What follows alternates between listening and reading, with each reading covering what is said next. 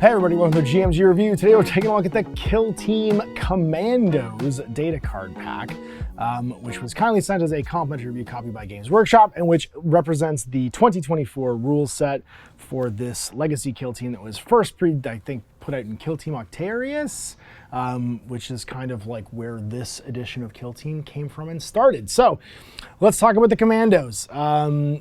This card deck comes with the full gamut of rules, such as in the Kill Team Hive dossier for playing the Kommandos in this edition of Kill Team, and also includes the Universal Equipment Upgrade Pack, which I'm not going to go through again because I went through it in the dossier for Hivestorm, and doing that 8 more times would be a nightmare, so I'm not going to. But basically, you get the rules for all the Universal Equipment in addition to your bespoke equipment and Kill Team rules in here.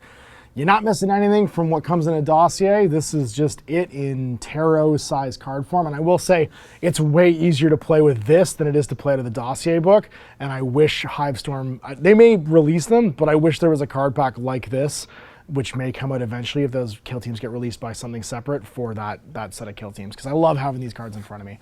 First thing first, the Commando kill team. This is all pretty similar. I would say almost identical to the previous edition. It's just been updated to the new rules. So you get the same number of operatives. They can have infiltration and seek and destroy as their archetypes. You get a commando boss knob with either a big chopper or a power claw. 9 commandos, including bomb squigs and grats, which count as half a selection. Boys, breacher boys, burner boys, comms boys, DACA boys, rocket boys, slasher boys, and sniper boys. So effectively, you're going to get 2 boys and then everybody else in this kill team, because I don't know why you wouldn't take the specialists. Because the grots count as half a selection, because they're grots. Your special rule for your whole faction is real simple. Throat slitters. Each time a friendly commando operative, excluding the bomb squig, can perform the charge order even when they're concealing. So you can charge even out of concealment. It's incredibly powerful because no matter what, you're still orcs, and being able to run around heavy terrain almost with impunity and then like charge people is kind of amazing. The only guys that can't do it are the bomb squig because he's a dog. And then we get our 4 strategic and firefight ploys. You get your, these are your round ones, right? So each turning point you can do one of these and they'll last the round. So wah, your melee weapons get balanced. DACA, DACA, DACA. Your ranged weapons get punishing, which I believe is, you can only have, whoops, the wrong book. You can only have crits block them. I think it's like the brutal version for shooting. I could be wrong though. Punishing is, if you retain any crit successes, you can retain one of your fails as a normal success. That's right, it upgrades a hit into or a miss into a hit if you've got a crit. Skulk about. Whenever an enemy operative is shooting a friendly commando operative that is a concealed order, you can retain additional dice as a success without rolling any saves. So you get two covers retained. And then, this is my favorite one.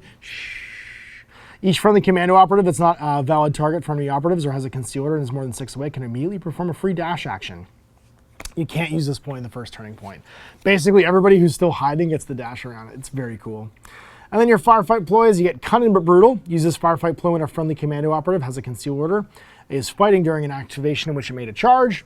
When you're resolving your first attack and it's a strike with a normal success, treat it as a crit. So you can upgrade a hit to a crit. Shake it off. Use this firefight ploy when a friendly commando is operated or has its APL stat changed. Until the start of the next turn, ignore that APL stat change. Firefight ploy, just a scratch. Use this firefight ploy when an attack dice inflicts normal damage and just ignore it. So basically, if you do like a normal hit, you can spend a CP to ignore it. And then crump them. Use this firefight ploy at the end of the firefight phase. Select one friendly commando operative. You can immediately perform a free fight action. I love that. So after everybody's gone, someone's still stuck in melee, just for a CP, punch that guy for me. And then we get our stat cards. So everything is, of course, based on the core boy stat card, except for the 2 grots and the boss. I'm just going to grab, where is it? Bircher boy, burner boy, comms boy, bomb boy. Where are you at? I thought I pulled this guy out already. DACA boy, rocket boy, commando boy. There it is. Jeez Louise. And the core orc stat line is going to be 2 APL, 6-inch move, 5+ save, and 10 wounds. So they're very tough, like wound count wise, for a kill team, but not great saves. Sluggers and choppas are your basic weapons. So sluggers are just an 8-inch range bolter, 4 attacks, 4+, 3/4 damage. Choppas are 4 attacks, 3+, 4/5 damage. So quite good in melee, which means that being able to charge at a stealth thing is pretty rad. And they get tactical know-whats. This is a kind of neat thing that a lot of the basic guys get. Now, it's a reason to almost take basic troops in this edition. they get like a little boost nobody else gets. So in this one, it's one friendly commando, once per turning point, a friendly commando boy can perform a smoke grenade action, and a friendly commando boy can perform a stun grenade action without having to take the universal equipment. And all the rules for that are on the universal equipment card. Then we got our leader, the boss that we have to take. So the commando boss, he's got 4 extra wounds and 3 APL. This is interesting, as a lot of leaders now in this edition get that Space Marine extra action, and they gain the support skill. This is a pretty common skill as well. Select a visible commando that's visible and within 6, give them additional APL. So you can hand off an APL for an AP. It gives that third AP the ability to kind of make an important model be able to do something extra during the course of the turn. He's got a Slugga, and his Big Choppa and Power Claw are both amazing. The Power Claw is 5/7 damage and brutal, so you can only block it with crits. The Big Choppa is 5/6 and punishing, so upgrade, if you get a crit, upgrade a miss to a hit. So, I don't know, I like the Power Claw, I like the Big Choppa. I like the Power Claw better though, because 7 damage can just kill. If you can just body someone with the first hit, like the average guardsman only has 7 health, you could just immediately kill them with that one hit. So that's the leader. Then we got our Slasher Boy. This is the dude who's got throwing knives, because of course he does. He's an orc with throwing knives. He's got a 4 attack, 3+, 2/5 damage, range 5 and 6 in silence. So you can just stay in conceal forever and throw knives at you. And then he's got That's All You Got. After this operative fights or retaliates, if it wasn't incapacitated, do D3 damage to the enemy operative. So he can just like finish somebody out, which I think is really cool. Because D3 damage very often will just kill somebody if he's gotten a single crit in with his Twin Choppas. His Twin Choppas are 4 attacks, 3+, 4/5 damage, ceaseless and lethal 5+. Really dangerous melee fighter that can fight out of cover. The Commando Daka Boy. So he's got 2 ways of firing. He can fire up close at range 6 inches, in which case he gains ceaseless, or just long range shooter with his Daka Shooter. 5 shots, 4+, 3/4 damage either way. And then Daka Dash, perform a free dash action and a free shoot action with this operative. You can only select Daka Dash, the Daka Shooter for a shoot action, sorry. And then you can't do this while you're in control range of an enemy operative or while you have conceal order. So you could just move, dash, and fire as well. So he's a really quick moving gunner. The Rocket Boy, he's one of your heavies. Aimed or mobile. So mobile is 6 attacks, 4+, 4/5 damage with blast 1. But if he aims and only makes a dash, he gets ceaseless as well. The Sniper Boy, now he's got a really, like this is a very common thing for sniper rifles right now. I think it's only the Space Marine so far that I've seen, maybe one of the Eldari guys that gets silent all the time on their sniper rifle. He gets something called concealed position. This is also true of the Tempestor Aquilon. Basically, the first time you fire the range, the weapon during the game, it gets silent.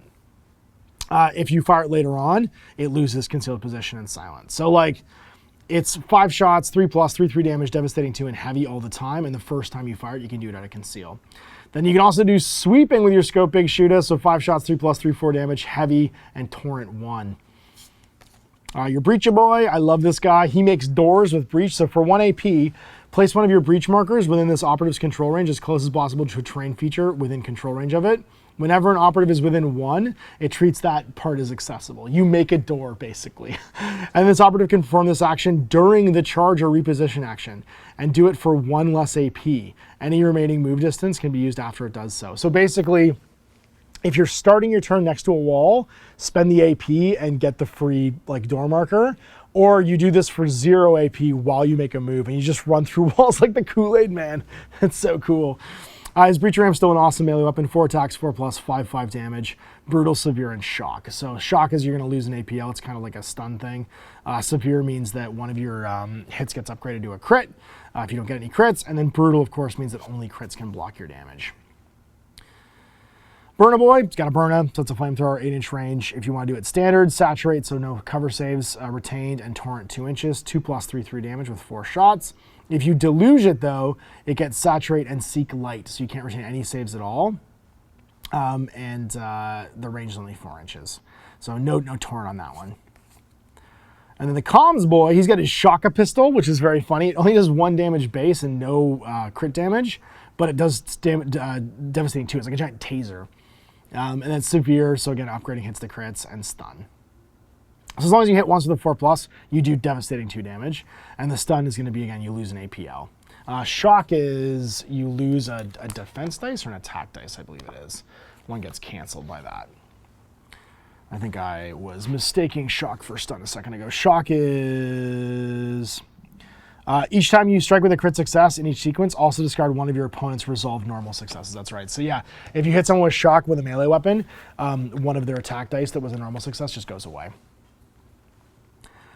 He's also got, I got a plan, lads. Once during each of this operative's activations, it can perform the place marker, pickup marker, or mission action for 1 less AP. And then listen in for an AP. Support, select one friendly commando that's not the bomb squig, because it's insane. Visible to and within 6 until the end of your next activation, add 1 to your APL stat. So you can also give out a APL to somebody, like the boss can. And then we get our bomb squig. Interestingly enough, his gun doesn't seem to kill him anymore, which I thought was funny. He's got 2 APL, 6-inch move, 5+ save, and 5 wounds. He does, however, have the stupid rule. In the firefight phase, he can never be concealed. So once basically the game starts, he comes out of concealment and never does it again. He can only charge, dash, fight, reposition, and shoot, or use weapons on your data card. Or use any weapons that aren't on your data card. So you can't use grenades with him. And he's expendable. This operative is ignored in your opponent's kill elimination op when it's incapacitated when determining your starting number of operatives. It's also ignored for victory conditions that require models to escape, survive, or be incapacitated. And then explosive, which is its gun. So it's got a 6 attack, 4+, 4/5 damage, blast 1-inch, limited 1 explosive. That's all the dynamite that's on it. This operative can perform the shoot action while it's in control range of enemy operatives. Don't select a valid target. Instead, this operative is always the primary target. This operative is always the primary target and cannot be in cover or obscured. So technically, it doesn't automatically kill you, but you attack yourself with it. And then if you die, but also everybody else gets attacked nearby. So like conceivably, you could miss all your attacks against yourself and then kill everybody else around you and live.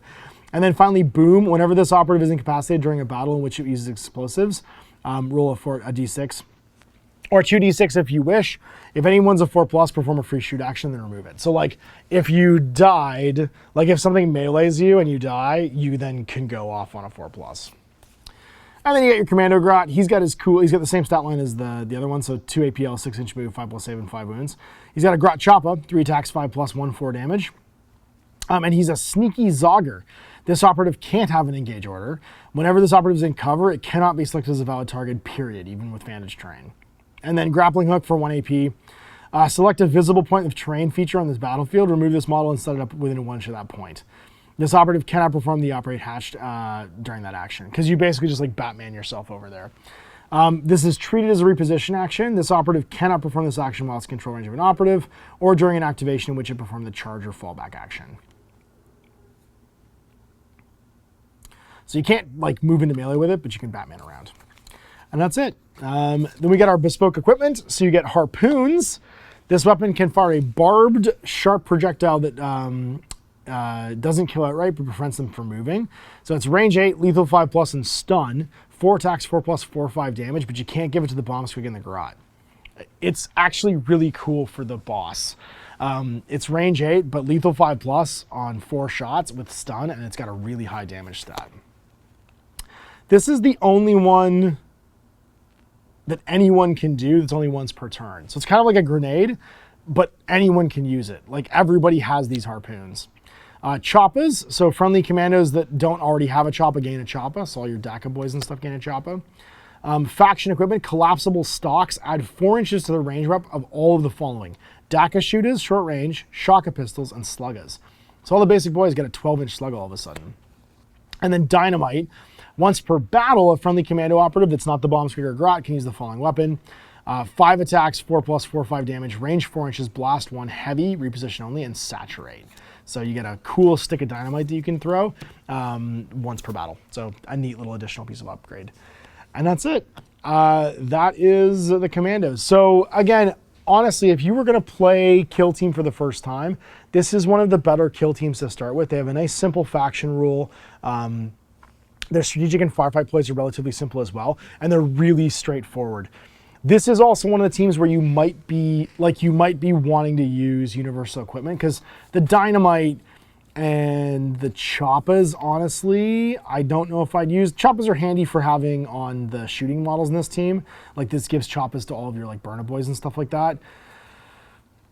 I would, because of the way Throat Slitters works, it would be one I would consider. Collapsible Stocks I would also consider. Harpoon I would maybe also consider. But your Dynamite, I think you're better off maybe taking something like the stun grenades, like the utility grenades and stuff instead. Or even, where is it? The light and heavy barricades, because it gives you more things to hide behind. So one of the few teams so far where I think the faction equipment isn't like required, and you might take some universal equipment too. So it is Kommandos, one of the OG, this version of Kill Team warbands, back with some cool new rules. So big thanks for watching. We'll see you for more GMG reviews in the future. Ton of MASH.